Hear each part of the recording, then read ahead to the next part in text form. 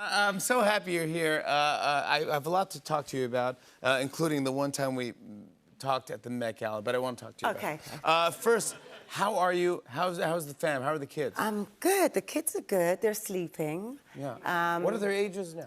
8 months and 2.5. Oh, my gosh. Yeah, but don't let me fool you. The 2.5 is the boss. She's the boss. She does. 100%. She's starting to understand stuff now? Understand. And I can't believe she finds my phone. She knows how to swipe. They know how to... It's yeah, she knows how to find that YouTube show she likes. I'm like, shocked.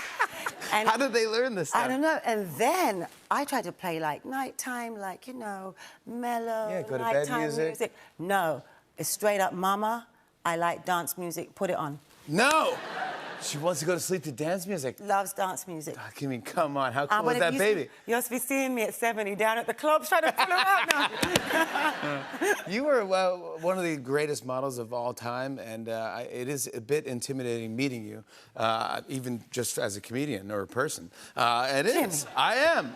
But I could imagine what it would be like if you're a model meeting you. It would be intimidating, but you are very actually approachable, and you help other models when they come up to you. I do. I actually make it a point to get to know. I mean, first of all, I'm 53, and I'm still in the lineup.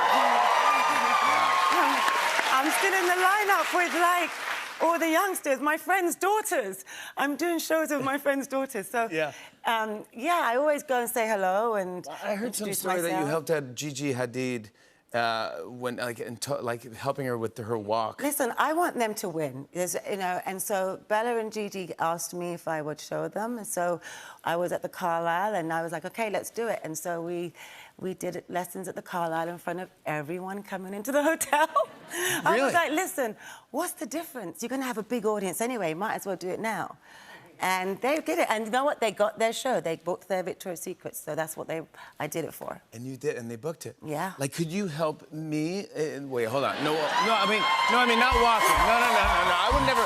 Obviously, no. You're like, I'm not a miracle worker, pal. I'm sorry. No, but I like if I take a photo. And I have my face, and but what do I do with my hands? I don't know. It's so difficult because I know what you're talking about. When we get on this red carpet, right? Yeah. We have to pretend we have to look relaxed, but we're not relaxed. Yes. We have to make it look easy, but we're like, you know, you've got 1,000 things going on around you. Thank you. So I get that. Thank you. So how do we look relaxed? Yes. When we're not relaxed? Yeah. Okay. So look. So let's do that. Let's just figure that one out. So okay. come here. Okay. Let's try. So I'm on the red carpet. Okay. Yes. Hands in the pocket. Hands in the pocket. Hands in the pocket. Jacket button. Yeah, it's good. Yeah, and look, relax. Easy. A little leg out. Little leg out. So this, if I walk down the red carpet. Always know your light. Always know where that light's coming from, and make sure that your face looks right and good angle to the light. Yes. I think your angle is Pretty good? Not bad? Thank you very much. I appreciate that. I'll make this my walk. If I make that my walk, I'm like, oh, that's classic Jimmy. Oh, I'm honored. I want to talk to you about this because this is the cover of British Vogue, and everyone's talking about this because everyone's like, oh, this is cool. They got all these legends and put them CGI'd, and they put them in the thing. This is a real photo. Look at all these people in the same room at the same time. Yeah. And this was taken by the great Steven Meisel, who started my career when I was 16. And I mean, he's like a chosen family member to me, but he's a teacher, yet the most humble person I've ever met. And he's shy, but he's a genius. And he put us all together in one room on one set, and I have to tell you how easy the day was. It was just so easy, and it went by so quickly. It was like, wait a minute, it's done? Really, we've got it? But why did everyone get together? How did everyone get together? For the love of Steven Meisel and for the love of Edward Enninful. And this was Edward Enninful's last cover of British Vogue, of being the first black editor-in-chief of British Vogue. And so, this was, I think, what this shows to me, it shows the love and trust we have towards him, that we all flew in from all over the world to make this happen. It's just amazing to even And it was just a great day, because it was right before Christmas, and it was like a big reunion.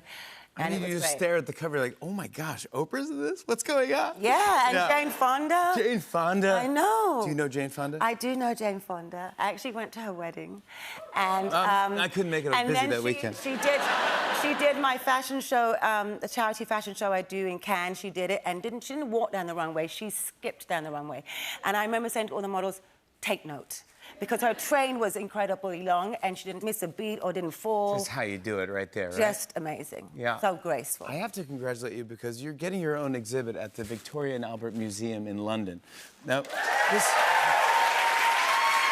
Naomi, do you understand?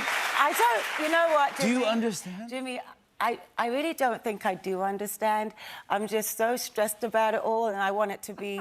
I want people to learn something about me that they didn't know, and it's everything I ever collected from what everyone ever gave me, all the great designers who are here, who are no longer here, and it's just a piece of my life that I've never shown. So, I can't wait to see this. But it is a exhibit. real honor to be British and to have this accolade in the museum. One of the best museums in the world. I mean, I it's hope an my honor. mother's proud. Oh, that's But I feel like... Of course. For the moms, for the moms. It's for the moms. Have you seen the exhibit at all? Have you... Oh, no, I go there. I'll probably be living there next week because I'll be in there. I'm in there constantly. You are, yeah. I cannot wait for this I'm thing. a hands-on person, so when I commit to something, I'm in it.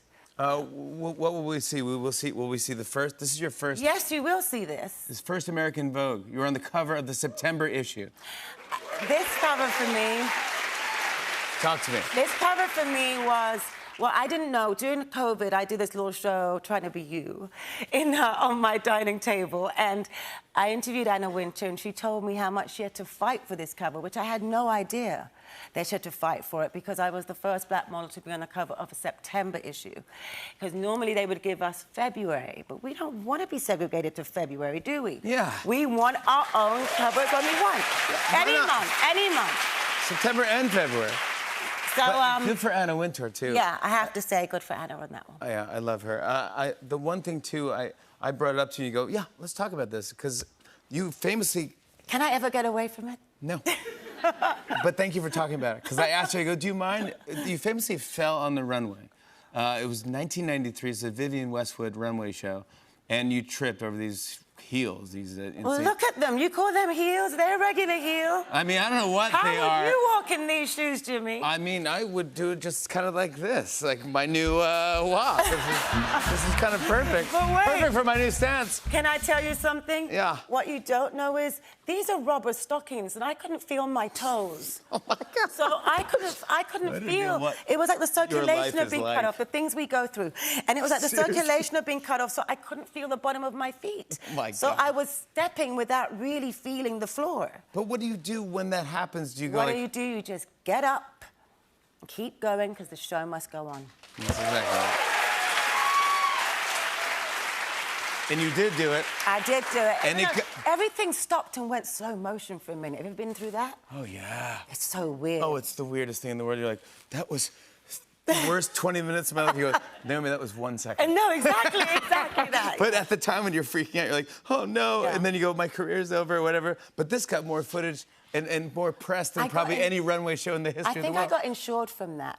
Is that right? Mm-hmm. That's fantastic. Yeah. And will these shoes be... They've been living in the museum way before I ever stepped in the museum. They've been there ever since I fell. So they live in the museum. They live in the museum. Yeah, all right, so we will see this. I want to talk to you about one of your inspirations, Nelson Mandela. This is you at a Children's Fund benefit tribute to Gianni Versace. Yep, this was in Cape Town, 1998. And when Johnny died, because I always wanted the two of them to be together, I'd never missed a Versace show for 13 years except to go and visit Granddad. So there was a connection. They loved each other. He sent me with 50 shirts, 50 Versace shirts for Granddad.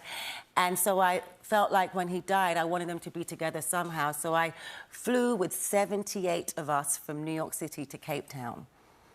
Yeah.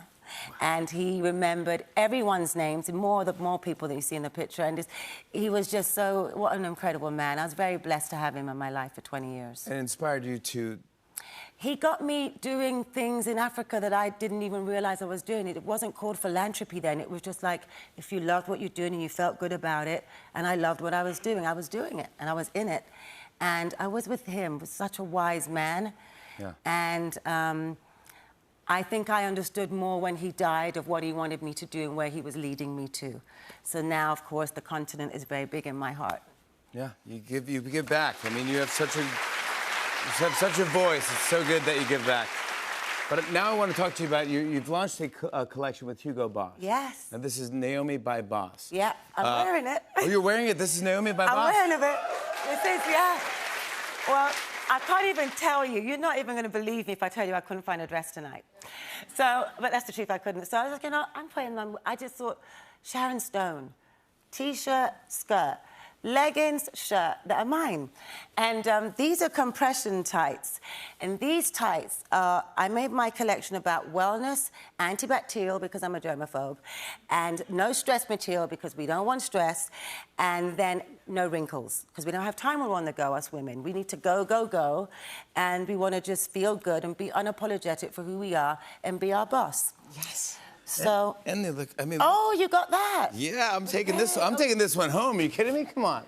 Look at this. Come on. This is no stress. No. This is a no stress This is fabric. fun right here. A fun hoodie. Are you kidding me? I'll rock this.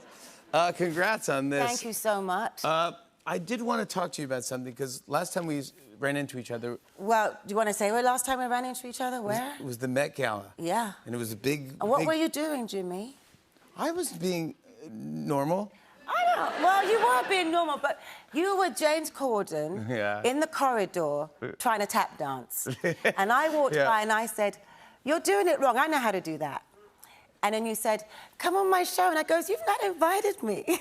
Yeah. I go, "Come on my show and tap dance on my show." And you go, "Yeah, whatever, Jimmy." And so you now walked away. you're going to hold me to it. No.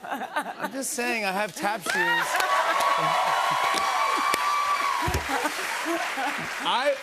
If you said you could tap dance, will you do this? Look, this is what I'm talking about. I will do it. I brought mine too. I have a shoehorn for you. Thank you. I brought mine too. I was just wondering if you could maybe show me a step or two. I'll show you a step. Oh, God, I hope I remember. All right. Okay. I have mine right here. I'm not even going to tie mine just because I don't think I'm going to get that rowdy. You're not going to get that rowdy? No, I mean, for me, I don't think so. I mean... Okay, 1 foot in. Almost there. That's all right. Do you want me to tie? I'll tie one. Thank you so much. This is how I tie shoes. I do 2 rabbit ear, 2 bunny ears. How old are your daughters? You have daughters. Yeah, my daughters are... We both learned to tie shoes this weekend. They're 10 and 9. Oh, and they're the cutest girls, and they're gonna freak out that I'm dancing with you. Okay. Naomi Campbell tap dancing. All right. All right. Okay, so what should we do? The classic, the classic time step. Okay, yeah. Okay. Down, let's go on the right. Oh, yes.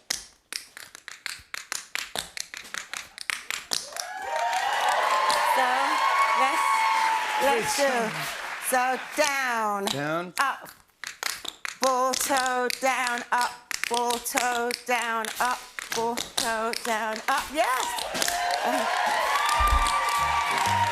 Okay, now we can make it a little faster. That wasn't fast? Okay, No. yes. Okay, now we're gonna do a bit of a shuffle.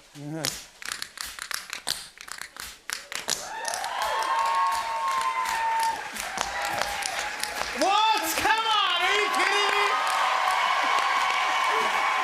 You are unbelievable. You are unbelievable. I cannot do... I go here, sorry, ready? Okay.